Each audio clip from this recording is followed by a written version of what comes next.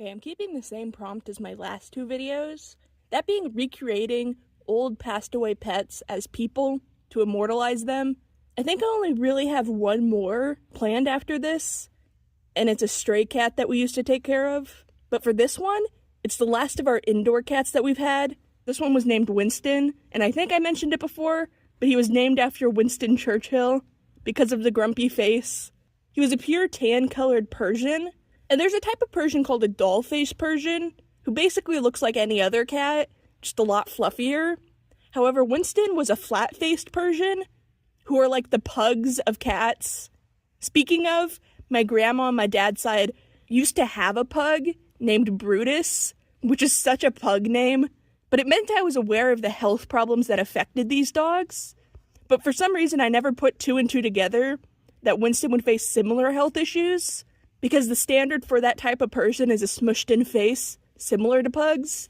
And not only are breeders of that type of breed questionable for favoring a feature that causes such a health risk just for aesthetic reasons, but this breeder was extra questionable because he actually declawed his cats, which is just terrible for them.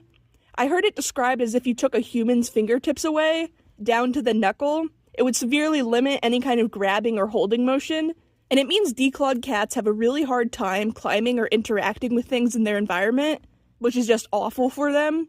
Persians aren't even really good beginner pets. Yeah, their personalities are nice and sweet, but kind of like Sphinx cats, who are also nicely tempered, the maintenance they take to tend to their coats almost outweighs any behavioral benefits of the breed, and Winston was no exception, if not even worse at grooming himself, because of that smushed-in face.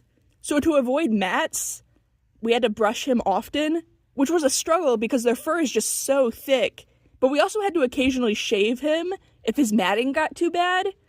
And my mom and dad weren't professional groomers, so he ended up as kind of a weird, patchy-looking lion for a few weeks.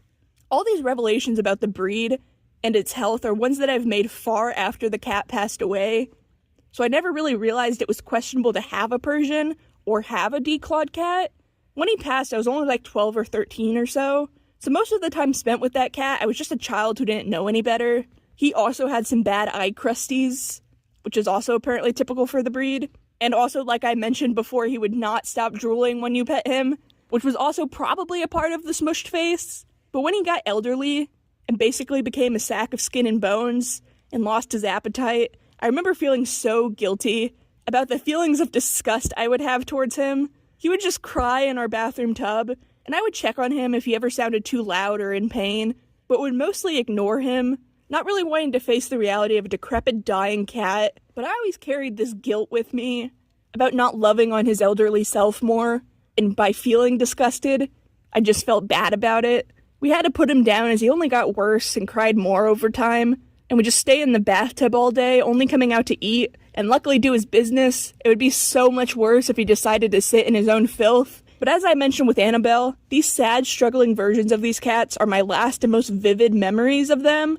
Most of the good ones are fuzzy and hard to remember because I was just a small child at the time, but I feel like these paintings force me to remember them in a positive light and capture them and their personalities before they started deteriorating. And for Winston, I always thought of him as more of a mustached older gentleman, similar to Winston Churchill, as again, like Annabelle, he was the second most elderly cat we've ever had. Winston did die first, probably because of his health complications. I'm guessing the purebreds had slightly better genetics than my probably inbred barn cat Faust, who died at 6 or 7, compared to their 11 and 17, for Winston and Annabelle's respective ages when they passed. Although admittedly, Faust was our only and first adoption at the time, and the other cats we had were outside cats who also didn't live particularly long. They would eventually all go missing at some point before we moved out of there. We were really in the country, and we had coyotes running around, and I remember always being stressed out and just hoping the stray cats stayed around our house at night and didn't explore too much and get hurt. Like, I have a really vivid memory of being on vacation. It was a road trip my family took driving up the East Coast and randomly stopping at places that seemed interesting, but the whole time I was miserable, partly because I was in my worst phase of social anxiety and depression, and my general anxiety about things like the house burning down, I also remember bothering me. But the biggest concern I remember that stuck with me and bothered me the entire trip, that I hoped the outdoor cats didn't wander in our absence, thinking we abandoned them, and then get hurt or killed by coyotes. I only remember that because Rasputin was on my car ride music playlist, and I would hear that lyric, quote unquote, there was a cat who really was gone, and I would think about how we would get back to our cat really being gone. And I even remember myself crying one Thanksgiving because it was cold and the cats were out there. I just didn't want to always be worried about their demise. So I stayed out there for a few hours, I guess as some sort of protest. Even though it was cold, I thought that it might prove something. I remember eventually laying on the deck and just crying, and the stray cat I desperately wanted to come inside curled up and laid on my back. He probably just found it warm and nice, but it only made me feel worse for him. It made me cry even harder, but it didn't change anything. I don't know what I expected it to do.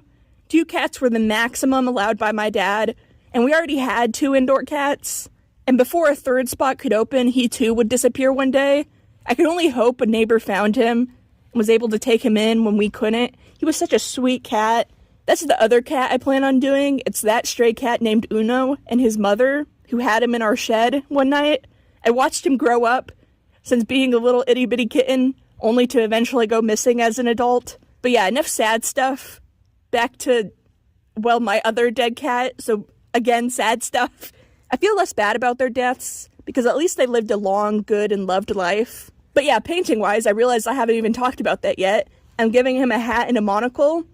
I feel like that increases the Victorian-era vibes, as well as matching his personality. And of course, I'm adding a mustache. I'm not entirely sure on how to make his face seem smushed in. I don't want to overdo it, but his mustache definitely helps that vibe for some reason, though. I'm also giving him some blue highlights. It kind of goes back to Annabelle's painting, where she was wearing blue, because these guys are part of the same era of cats. Although the only issue I'm having while painting this is that since this cat died such a long time ago, I've forgotten some of his mannerisms and appearance. Like, for the life of me, I cannot entirely remember what color his eyes were. I think they were yellow, which goes well with this yellow background, so I'm just gonna do that. I also gave him a can of cat food to hold like a fancy cup of tea. But yeah, I'm going with the yellow color scheme here because it sort of matches his fur and kind of fits the other colors I already have of pink and blue. I think for my next painting of the stray cats, I want it to be light green. And the painting of this cat really reminds me of my dad, mostly because, as I mentioned before, this was his cat. Everyone in my family had their pet they bonded with, and for my dad, it was this cat. For my mom, it was Annabelle, and for my brother, it's our dog, and for me, it was Faust. And my sister had her own dog, a toy Pomeranian named Katie. A few years ago, those close childhood pets started dying off. I guess if you think about it, every 10 to 15 years or so, new eras and waves of pets start as the older ones pass away. It's never something I've had to deal with before. I was only 4 or 5 when our first dog, Rocky, passed away. He was a boxer, and my parents always gushed over him whenever they told stories. But since I was so young, I hardly remember him at all. But once I turned 19 or 20, my childhood wave of pets finally started dying off. And while sad, I have some condolence by knowing that I do have many more phases and bonds to make with future animals yet to come, and that's kind of nice. But yeah, again, sorry for the long ramble, but that's kind of my thing. This painting's almost done, and it's also a size too big.